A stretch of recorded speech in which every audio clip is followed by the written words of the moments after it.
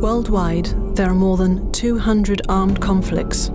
In many countries, devastation and violence prevail. In hope for a better and a more secure life, many families send their children into the unknown. The journey is dangerous. For children, it is often a nightmare.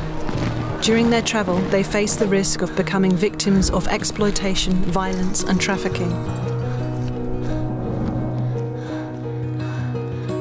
The journey can take weeks, sometimes even months. Once they arrive in the UK, the danger may seem to be over. However, in reality, the vulnerability of unaccompanied children still remains high.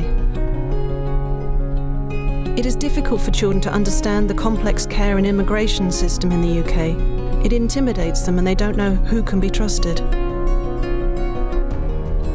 Many children arrive in the UK alone without their families, and if the care they receive is not sufficient, children will remain feeling alone.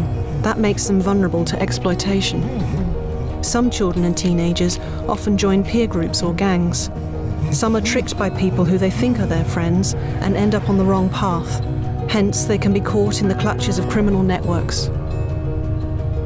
In many cases, children are controlled by people in the background who use them to commit crimes such as drug cultivation and drug running or stealing.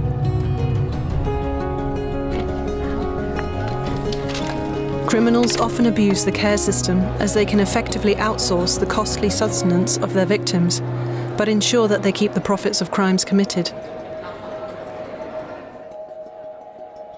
It's not always easy to recognise the underlying exploitation.